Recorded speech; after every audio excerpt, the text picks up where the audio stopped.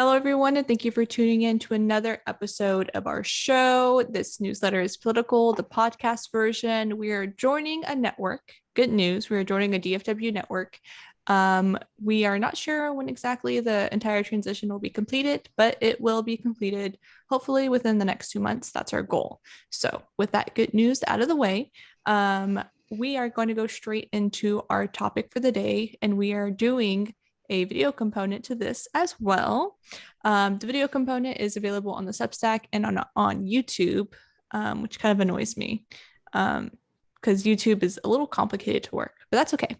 So, getting into today's topic, we're going to talk about tech, specifically big tech in Texas and the recent ruling in the Fifth Circuit Court of Appeals. I don't know what that means, but it's okay. We'll break it down into a little bit more of how it affects us, Texas, and what it means for an upcoming probable battle in the Supreme Court. All right, so hello, Warfield. Good morning. Good morning. How are you? I'm good. So first, number one, do you know what the Fifth Circuit Court of Appeals is? Do you know what that means? Yes, and think about it this way. There's a hierarchy of courts in this country. You always hear about the word appeals, and it's a federal court, and it's located in New Orleans. And what they do is they cover general jurisdictions or geographical, I don't know how they call it, but for lay people, geographic may be the best way to describe it. But all district courts that you can present a federal case in.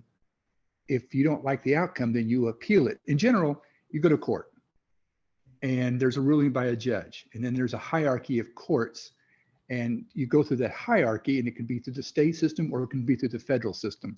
The Fifth Court is a federal court. There are more than one, obviously, but they use the word fifth because we're going to get into that in a second. And then that's a major court of appeals. And a lot of rulings will stop there. Not every appeal goes to the Supreme Court, but that's a pathway to the Supreme Court. To that point, there was an 11th Circuit Court appeal ruling. It's a little different than the Texas one. So this is probably headed to on a similar law out of Florida. So this is probably headed to the Supreme Court. And of course, with big tech, they got the money, they can pursue as far as they want to. Or can. Mm-hmm. So let's go into exactly what the law is. Now, the law has to do with basically, well, let me read this article from NPR, or not read the entire article. Obviously, I'm going to cite this, the first part of this article. A federal appeals court Friday, which was like 2 Fridays ago, ruled in favor of a Texas law. Yes, September 16th, of a Texas law targeting major social media companies like Facebook and Twitter, in a victory for Republicans who accuse the platforms of censoring conservative speech. Okay, so basically, it's so conservatives are worried about big tech censoring them, and they're accusing big tech of censoring them. And big tech is saying that there are some groups on social media sites where that can cause a lot of hate, that can stir up a lot of controversy, and that can stir up a lot of like misinformation and disinformation. So that seems to be the general. Yeah, go ahead. Well, I was going to say also violence. They're trying violence. To prevent, and that's and what they do is they moderate. This is basically on the concept that the tech corporations, the social media tech corporations, moderate user comments or user use of their platform. And I'm a big opponent of people citing they say as a reason for something to happen. So choosing this topic is, as you can imagine, there's just a plethora of discussion about First Amendment rights, what it is, what we can allow. And there's been Supreme Court decisions made in the past about First Amendment. And then there's multiple discussions on, what is the limits? Is there limits on the First Amendment? What is free speech? How much free speech can we have? So leading up to this ruling by the Fifth Circuit Court of Appeals saying that Texas can tell tech companies that they have to allow conservatives to speak on it is not a new argument. This is an argument that's been going on since this country started. So this is going to be a topic that's going to go on for quite a while. It's just basically, this is a new platform, being social media. So now we're learning what it means on this platform. And that's what these court cases, and this probably will not be the only one by far, as time goes on, in regards to how social media, or what is free speech on social media. So that's going to be a fun, we're going to be living in some interesting times in the courts and in what our rights are.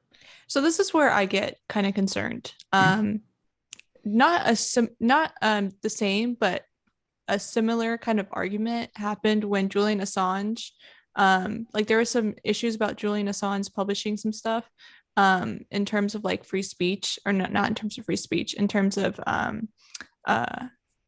what was WikiLeaks. He like published like a whole bunch of stuff in on his WikiLeaks website, and so he was being kind of like what's the word, pursued after by the government because of some of the things that he released.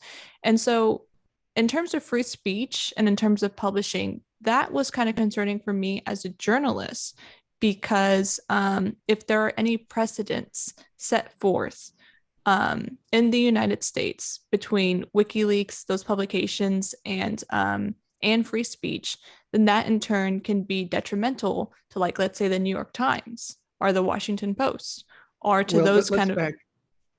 Go ahead. Well, let's back up a second. I'm sorry to interrupt you, because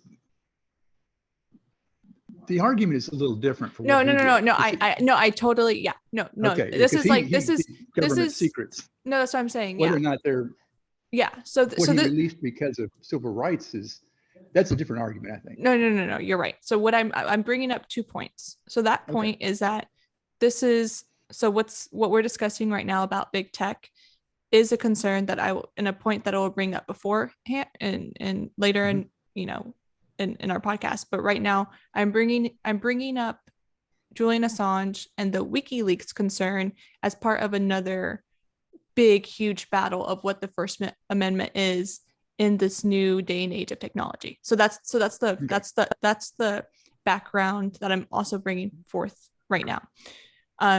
So again, the reason of me bringing up Julian Assange and his publication is because, in relation to free speech, if there were any sort of legal precedent for whatever he published to become a legal precedent, then that could be in turn used against other publishing companies like the New York Times, like the Washington Post, and what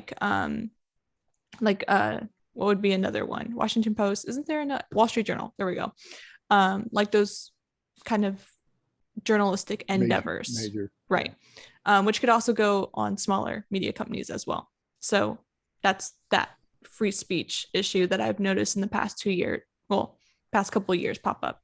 Now there's this whole other issue in regards to free speech and big tech, talking about how I have a concern about big tech putting any sort of constraints around free speech, because in the argument of hate and the argument of violence, these people are going to find methods to go towards hate and violence no matter the platform. And so I think if you start constraining certain, putting putting laws in place about what is free speech and what is good speech on big tech platforms, then that could in turn just like that. I just see that as Big Brother 1984 kind of outlook, because these people are going to go on encrypted messaging apps, they're going to find other ways to do this free hate and speech. And if anything, it's also a handicap to groups who are monitoring these hate organizations. What do you think? Well, you bring up some good points. And one, you're taking, of course, the broad spectrum that, the government doesn't have a right to tell you what to do, which, we had a libertarian candidate on last week. That's their party's Well, platform. it's not they get into that. necessarily, it's not the government, it's big tech who's in bed with the government.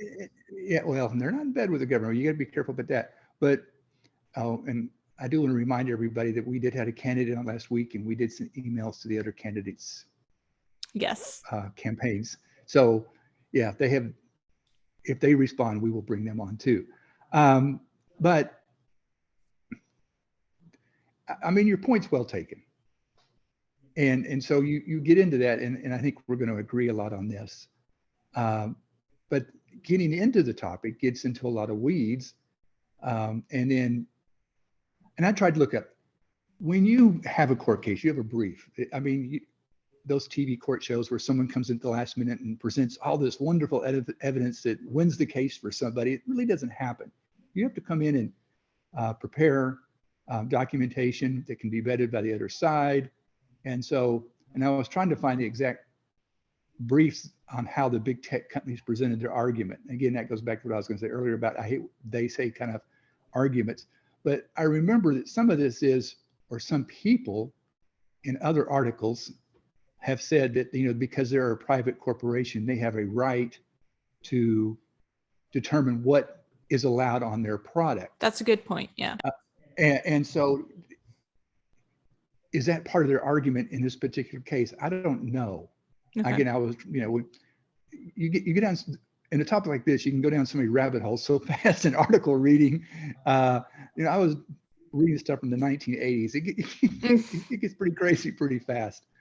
But what was their argument's real important. The law just says big tech, or I'm being general here, corporations cannot, regulate what is said on their platforms. And what's real important about this is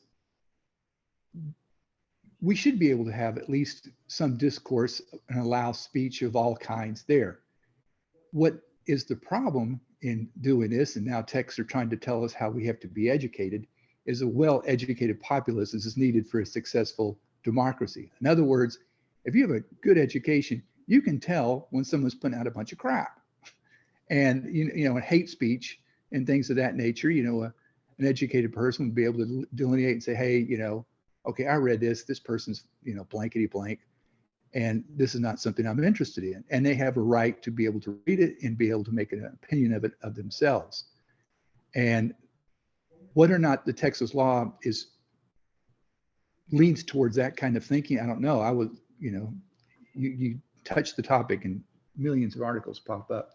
So I was really trying to search for the court case, and in the 3 articles I found that says Texas won, none of them gave the actual court site. So I'm like, seriously? I don't have time to spend hours looking for one court site to read the briefs, or at least glance at them to see what the arguments were. But that's one thing you would do in relation to what did they argue? What did Texas argue? How did they present the intent of the law in their arguments? These are all important things to look at and how this plays out. Because again, a similar law in Florida was struck down in the appeals court, 11th court. So, this is headed to the Supreme Court. In regards to, can you say what you want on a private platform? Is that separate from a news organization, which, quite frankly, news organizations have slants. They are biased in a lot of deals. Their editorial columns, produced by the owners and the people they hire will have certain biases in their opinions. Mm-hmm. So are the techs allowed to have that same bias? Is that part of their argument? I don't know. And that's something we need to. Now, news corporations and own news organizations will allow some general contradictory or opposing viewpoints, either with letters to the editor, or they'll hire an editorial writer that has a different slant than the general of the paper, especially a reputable one. Will give some opportunity for opposing viewpoints. Is this law, again, when I get a chance to read all the details of their arguments, this law say that's all they have to do is allow for opposing views, or is it much broader than that? That's a good point that you brought up about like the fact that these tech companies are private companies and they have the right as a business to basically say like we don't allow this on our like we don't want this on our platform, so we'll just kick you off. Well, and that's the argument. I don't know either way. I don't Yeah. know if they do or don't. Yeah. And that's what people need to determine. But if allowed, an educated populace, and we've talked about this before, the importance of having good education. And it doesn't have to be a college degree from a high dollar university Oh no, to get yeah. education. Yeah. Our education system needs a huge overhaul. We've talked about that. Yeah. But we need that. So, in allowing this, a Texas governor and Texas attorney general want to say, we want to be able to have broad viewpoints on all these social media platforms. Mm-hmm. You have to be careful in regards to, okay, well, we're going to force you to do this, because the flip side of that is that could come back and say, well, all these viewpoints they don't like are now open on other platforms that they may not want it on it. This opens up a broader scale that, people talk about. The people who went to court were the known names, a couple of small companies, but it was Meta, Facebook, and it was Google. And so, we know what platforms they have. There are new platforms popping up all over the place. Some are liberal, some are conservative, some are neutral. And so the law would apply to all these platforms. Somebody else censoring liberal speech, this could essentially, apply to them. They couldn't do that. And so it's a good thing, I think, if you treat it as all platforms have to have the same level of moderation or lack of moderation to free speech. But if you start choosing it based on a partisan viewpoint, I mean, they're saying that, these companies don't allow conservative viewpoints on these platforms. Well, that law, like I said, I wanted to really grab it before we started, but really should be more broad, that it doesn't matter what platform you're in and what your partisan viewpoint is, it should be the same. Mm-hmm. I think like just kind of like bringing up another concern is the fact that if you start censoring the content on these platforms, then that gives so right now there's like this, because of technology, there's this rise of what I've heard the term populist media kind of like being thrown out here, which is essentially what you and I are doing right now, is like we have access to technology and tools and to the internet to basically do a podcast that we're doing where we're discussing issues in Texas and political issues in the Dallas DFW area. And so it's like if tech companies have the power to censor disinformation and misinformation and all these other sort of words that are being thrown out there, then they also have the power to kind of like stump down on voices that are outside like the mainstream narrative. You know what I mean? And so it's like if you don't have those voices that are against the narrative, or at least in some form don't fall in line with what's being kind of like spout out, because like once there's a story, most media legacy writers and publications tend to kind of like have the same sphere of not objectivity, the same circle of this is how we're going to tell the story in this manner.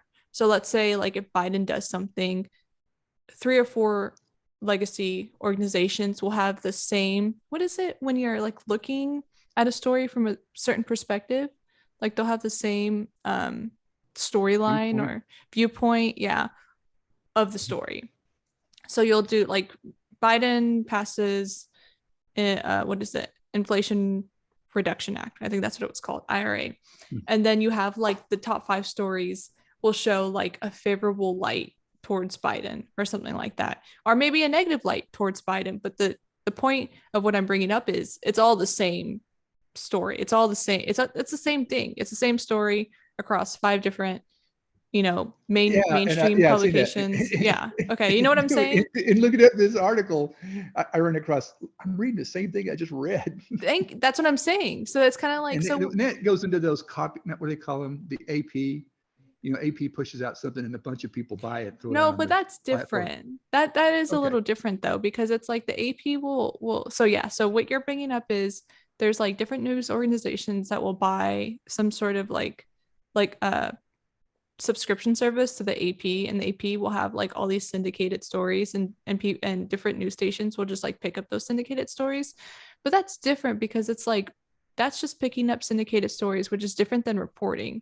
And a lot of the people that I'm seeing on these articles, usually it'll say on the byline Associated Press, and then maybe the Yeah. person who wrote the article for the Associated Press. No, these are different media organizations that have their own writers basically writing the same story. And so that's where the difference is, because they will cite the Associated Press, while organizations who have their own Like the writers Times and the will Wall Street cite Journal.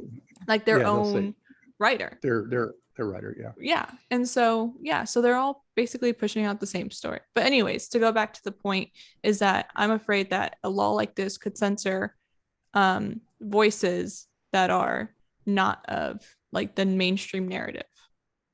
Does that make sense? Well, let's back up, because the law says you can't censor us, or you No, can't that's what I'm censor. saying. Yeah. But Yeah. I'm just saying, Okay. like, there So seems to it's be a the trend. argument in court Yes. that these companies are making is they have right, and part of your argument in there is the big issue. Can free speech create something where people get hurt? Does it lead to violence? Yeah. And does it lead to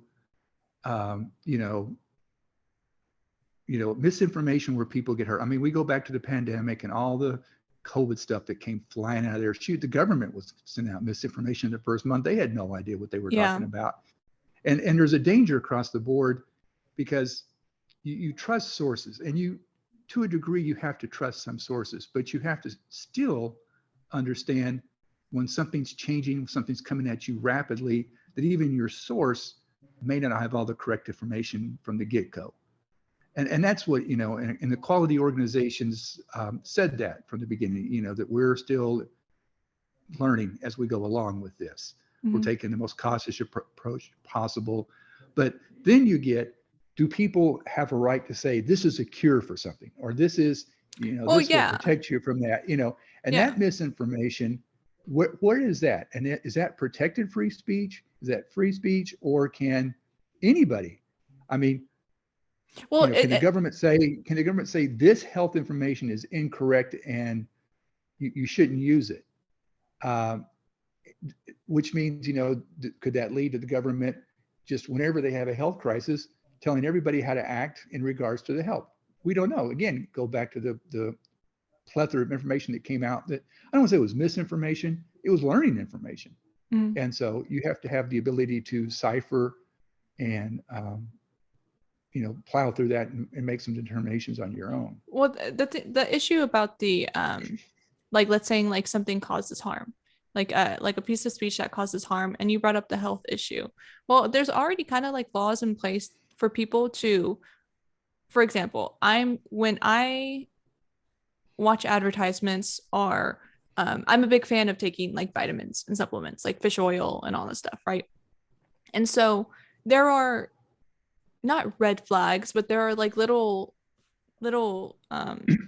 not compliance. What's the other one where it's not compliance, but you still need to have like some sort of like medical disclaimer where it says these this has not been vetted, or these has not been vetted. These claims have not been approved by the FDA or whatever. Yeah. So it's kind of like, I think it's smart to have stuff like that where it's kind of like a check on what the claim is, but not necessarily something to like, I think that would be a better step to take those kind of like checks on the claim rather than just straight up take it off and censor a person. And then, yes, when it comes to violence, there are instances like we have in real life where certain things, like if a person hates me and then puts out my phone number and my address on social media, yes, that is something that should be flagged, taken down, reported as abuse and harassment.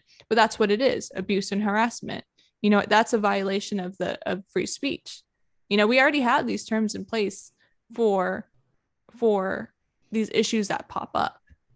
Well, you kind of got to the point where your rights end when your fist hits my face. There's an argument somebody made one time. I like that. I've never heard of that. That's cool. Oh, really? Yeah. Your rights end when that's such a Texas thing to say. I don't know if it's Texas, but I heard that somewhere. Yeah. But I don't like it because it allows you to get to the point where you can hit the face. But and then the rights in there. And so where does that line draw? Does it, does the government come in and create some kind of 1-inch boundary from your face before your rights end? Or, how do you approach that? And then what is dangerous and what is, putting out someone's personal information because you say, I don't like this person and, you shouldn't like them either. So you should harass this person. That's really assault. Again, that goes, where do we get to the point where your face has been hit in those regards? And that really, again, free speech, it's so hard to, where does it get to the point where? But is it really that hard? Stop it. Is it really that hard? Because it comes to a matter of control. That analogy is where it stands, but there was an article, and like I said, we were reading some stuff, and I found an article in the 1980s. It made a pretty good point. It was from a symposium. I'm not going to pull it up, but the gist of it was people are allowed to speak, even if they say hateful speech, if it's in an environment where you can determine, again, having a good education helps, that it's hateful speech, but to your point, they can't say, this is a hateful speech, and all these people over here that live at XXXX believe otherwise, and so we should go over them and harass them. That's, how do the tech companies monitor that? Are they allowed to monitor that? And what is it when it's a partisan viewpoint versus when it's a hate viewpoint? And who makes that distinction? Because there could be some very, very thin lines on that distinction. But again, they're putting your information out. They're putting your, saying that, these people need to be publicly attacked. That's hitting your face, I think. And there's something that, obviously, like, I'm not at all for hate speech. I am not at all for violence. Oh, neither am I. So let's say that. Yeah, we're that's not exactly what the issue is being presented here. The issue being presented here is we need to be very, very careful for what we do when we talk about free speech. And we need to be very, very careful about the barriers not needed, but being talked about when implementing barriers around free speech. Like, that's my number one concern. Because it can get, there are good and bad actors in this whole censorship debate. You know what I mean? Like, people, I can genuinely see that there are people passionate about stopping hate speech online and wanting to get rid of these hate groups and wanting to get rid of these extremists and wanting to put barriers around disinformation and misinformation. There are some people who are actually very, very concerned about that. But then there are also some people who see this as an opportunity to 5 years down the line, 10 years down the line, 3 years down the line with the advancements in technology, to use this to their advantage. You know what I mean? So there's always someone in there with an ulterior motive in mind than what is being presented. So that's why I'm kind of like a little bit more on the, what's the word? Like, let's dig a little bit deeper into this. And then like I said, like, we're not here to champion one side or the other. We're here to look at what's happening and determine and just talk about it. You know what I mean? Yeah. No, I agree. And that's one point where I said I wanted to look at the law because we were pulling up so much stuff and flying through it. Because is the law worded just in general, or does it actually pick the word, these companies cannot restrict conservative speech? Because in that case, then I think the law is wrong in the way it's constructed. It should be all, there should be a more broad swath of how it's written. And again, I did not read the law, so we have to take that into consideration. And we're looking for it, but I got bogged down in reading all these articles because there's, oh my God. Like I said, I've written the symposium here. I'll read you this thing if I can find it. It had this was in the 1980s. The title of this one paper from the symposium, I'll try to get the symposium for you, was Free Speech and Political Extremism. Okay, 1980s. We're before social media when this article was written, and it gives "How Nasty Are We Free to Be" was the subtitle of this article. I like that subtitle. That's a smart subtitle. Okay, let me see. The papers in this symposium, this is one of them, was originally presented at the First University of Miami Southeast Banking Corporation Foundation Symposium on Ethics and Society in January 1988. Okay, from the University of Miami, or from a professor directed by a professor at the University of Miami. So this argument, like I said at the get-go, is not new. Has been going on for a long time. Yeah. And here we have someone, and you have to know your American history. He was talking about, or he used two examples. One of them was, you know who the Contras were in the 1980s, and there's a whole history behind that, but it goes back to the government in Nicaragua, our efforts to change the government in Nicaragua, or how you want to phrase that, be careful. But be careful because they might censor you. Yeah. And so he used the examples of people for the Contras and against the Contras. And then he made a really good example in this paper, is why I kept it.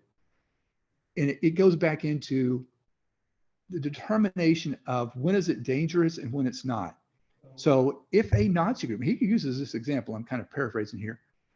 A Nazi group was to march in a Jewish neighborhood. Should they be allowed or should they be blocked from marching? Mm-hmm. And that gets into a really interesting discussion. You know, the gist of it being the people don't have to go to the march. They don't have to attend it. They can ignore it, or they can create another march separate. You know, I don't think he said it in his article, but you know, that's a point I'd bring up. You can do something different. You can have an effect upon their argument in a different fashion. And then he said that on purpose. I choose this because this is a very extreme. This is the 1980s. It is a very extreme, yeah. You know, but not unheard of. Make a lot of people flip out, even to the point who have, like, you know, are good actors in regards to trying to prevent hate speech from hurting people. Mm-hmm. You know, this is something those good actors may want to be concerned about, which I mean, they would be. Mm-hmm. But is this something that should be stopped? As a moral person, you're like, no, you don't want Nazis marching in Jewish neighborhoods. Well, That's horrible. I would bring up the fact that it brings danger. Can we stop that?